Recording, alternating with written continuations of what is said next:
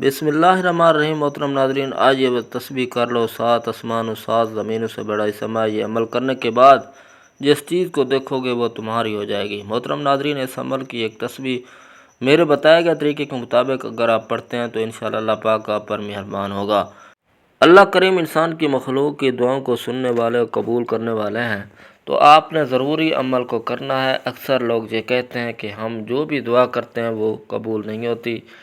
بعض لوگوں کی دعائیں بہت جلد قبول ہو جاتی ہیں۔ زیادہ تر لوگوں کا یہی شکوہ ہے کہ اللہ پاک ہماری دعائیں قبول نہیں کرتا۔ یہ مسئلہ انتہائی اہم اور اکثر و بیشتر لوگوں سے سننے میں آیا ہے کہ اللہ تعالیٰ سے بکثرت دعائیں کرتے ہیں لیکن ان کی دعا قبول نہیں ہوتی۔ آخر وجہ کیا ہے لوگوں کی دعا قبول نہیں ہوتی؟ اللہ تعالیٰ کی بارگاہ میں دعا قبول نہ ہونے کی کئی وجوہات ہیں، جن میں سے بعض کا تعلق بد عملوں سے ہے اور بعض کا تعلق اللہ تعالیٰ کی حکمت کے ساتھ ہے۔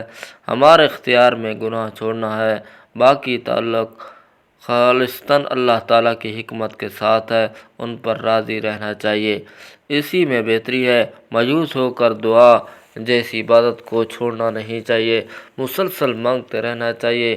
حدیث مبارکہ کی روشنی میں ہے وجوہات بیان کرتے ہیں جن کی وجہ سے اللہ پاک کوئی بھی دعا قبول نہیں کرتا، یعنی بعض ایسی عادت ہے اگر انسان وہ چھوڑ دے تو اللہ پاک دعا قبول فرماتے ہیں۔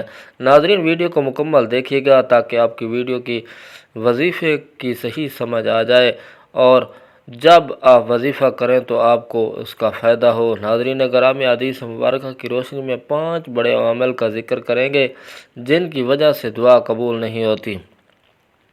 سب سے پہلی بڑی وجہ جس کی وجہ سے اللہ پاک کبھی دعا قبول نہیں کرتا وہ حرام کاری اور حرام خوری ہے۔ حلال کی اپنی بے شمار برکات ہیں جبکہ حرام کی اپنی نحوست ہوتی ہے۔ جی ہاں، صحیح مسلم کے باب قبولیت صدقہ کی حدیث نمبر 486 میں نبی کریم صلی اللہ علیہ وسلم نے فرمایا، اللہ پاکیزگی کو ہی قبول کرتا ہے۔ اللہ پاک فرماتا ہے، اے ایمان والو، جو ہم نے رزق دیا اس میں سے پاکیزہ مال کھاؤ۔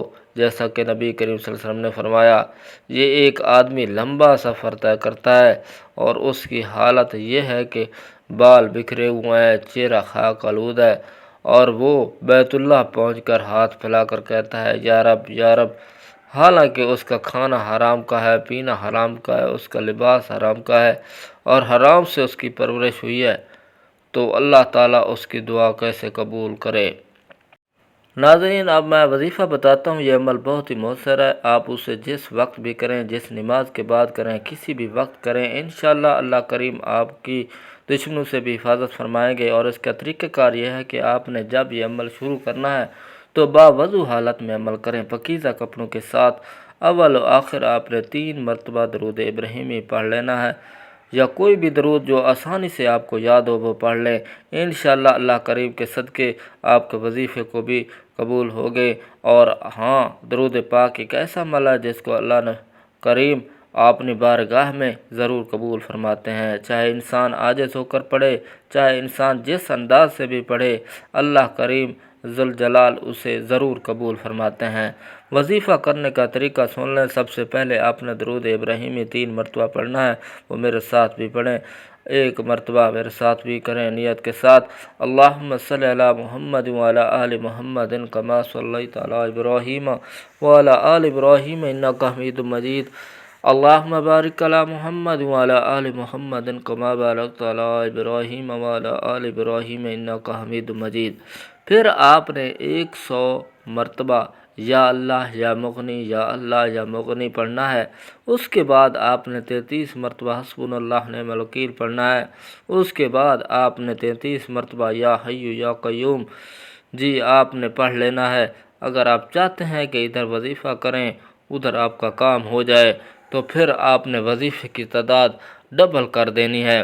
اگر آپ کے پاس ٹائم ہو، یعنی کہ درود شریف 3 مرتبہ کی جگہ 7 مرتبہ پڑھنا ہے اول و آخر، اسی طرح جو وظیفہ بتایا ہے اس کی تعداد کو بڑھا دینا ہے، یعنی جو 100 والی تسبیح کو بڑھا کر آپ 200 یا 300 کر دینا، مطلب یا اللہ یا مغنی 300 مرتبہ پڑھنا ہے۔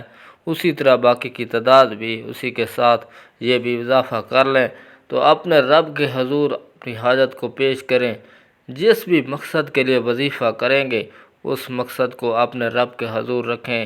اپنی جائز حاجات نیک خواہشات جو ہیں اپنے رب کے حضور رکھیں۔ انشاءاللہ عز و جل آپ کی دینی دنیاوی جو بھی حاجات ہیں، چاہے کسی بھی معاملے میں ہیں، تو رزق ہے، شادی کا معاملہ ہے، قرض کا معاملہ ہے، دنیاوی آخری حاجات بھی اللہ کریم آپ کو ضرور کامیاب کریں گے۔ تمام معاملات آسان سے آسان ہو جائیں گے۔ سونے سے پہلے آپ اگر یہ چھوٹا سا وظیفہ کر لیں تو آپ کی دنیا بھی بن جائے گی اور آخرت بھی بن جائے گی۔ انشاءاللہ اس وظیفے کو لگاتار 7 دن تک کرنے سے آپ کے دل میں جو بھی دلی مراد ہیں وہ پوری ہو جائے گی انشاءاللہ۔ اگرچہ آپ کی دلی حاجت جائز ہوئی تو کوئی بھی آپ کی حاجت کو روک نہیں سکے گا، کیونکہ دینے والی ذات ایک ہی ہے، وہی ہے ہم سب کا خالق مالک اللہ کریم، جو جس کو دیتا ہے خوب سے خوب دیتا ہے اور اس کے خزانوں میں کسی چیز کی کمی نہیں ہے۔ مگر کوئی سچے دل سے ایک بار اگر بادشاہوں کے بادشاہ سے مانگ کر تو دیکھے تو آپ کو اتنا نواز دے گا کہ آپ کی سوچ بھی نہیں سکے گے۔ یہ وظیفہ ہمارے گھر میں سب کرتے ہیں اور ان کا اب یہ عقیدہ بن چکا ہے کہ اگر یہ وظیفہ کریں گے تو انشاءاللہ صرف 3 دنوں کے اندر اندر اللہ پاک اللہ میرا فلاں کام کر دے۔ یقین مانے ہوتا بھی ایسا ہی ہے جو آپ کے دل میں ہوتا ہے۔ آپ نے وظیفہ مکمل ہونے کے بعد ایک چھوٹی سی دعا کرنی ہے، کیونکہ رات کا پہر ہے، اس وقت آپ اکیلے ہیں، اللہ سے مانگنا ہے۔ اس سے بہترین وقت کون سا ہو سکتا ہے؟ آپ نے اپنے دل کا پیالہ خالی رکھنا ہے۔ آپ کی جو بھی حاجت ہو اس وقت آپ نے اللہ کے سامنے وہ حاجت پیش کر دینی ہے، اور پھر اپنی آنکھوں سے آنسو بہانے ہیں، اور وہ بھی اپنے اللہ سے، اور اپنے سب کا گناہوں کی معافی کے ساتھ ہر جائز حاجت اللہ پوری کر دے گا۔ آپ آزما کر دیکھیں۔ مذہبی عقائد کے مطابق صدقہ و خیرات عطیات یوں بلاؤں کو ٹالتا ہے۔ کسی شخص کی خیر و عافیت سلامتی کی ضمانت، لیکن مالی طور پر کسی کی مدد کرنے کے بے شمار شماراتی، نفسیاتی اور طبی فوائد ہیں جن کی سائنس نے بھی تصدیق کی ہے۔ صفائی نصف ایمان ہے۔ تمام لوگوں کے لیے سب سے اہم فریضہ ہے، کیونکہ آپ اپنے آپ کو پاک صاف رکھیں گے تو بیماریوں سے محفوظ رکھیں گے۔ چنانچہ کھانے سے پہلے اور کھانے کے بعد لازمی اپنے ہاتھوں اور منہ کو اچھی طرح سے دھو لینا۔ جسم کی صفائی بھی وضو کرنا، یعنی منہ، ہاتھ، ناک، دونوں ہاتھ کونیوں تک اور پاؤں کا دھونا لازمی ہے۔ جسم کی صفائی کے علاوہ کپڑوں کی صفائی بھی بہت ضروری ہے۔ کھانے پینے کی چیزیں بھی پاک ہونی چاہیے۔ تیسری اور آخری سب سے خوبصورت بات کہ سب کو سلام کریں، اور جس گھر میں سلام کی عادت ہوتی ہے اس گھر میں خیر و برکت کی کوئی کمی نہیں ہوتی۔ کوشش کریں کہ اپنا رشتہ دار، دوست، احباب، یہاں تک کہ جن سے آپ کا کوئی وابستہ نہ ہو انہیں سلام کریں، کیونکہ ہو سکتا ہے آپ کو اس کی عادت دیکھ کر دوسرے بھی اس کی عادت اپنائیں۔ کیا معلوم کہ دنیا اور آخرت میں سلام کرنے کی عادت کامیابی کا ذریعہ بن جائے۔ اس وظیفے کے اندر ایک تو قرآن مجید کی ایک آیات ہے کہ یہ رب کا کلام ہے، رب کا کلام ہے۔ رب کے کلام میں کتنی تاثیر ہے یہ مجھے بتانے کی ضرورت نہیں، ہر انسان جانتا ہے اللہ کے کلام کی کتنی تاثیر ہے۔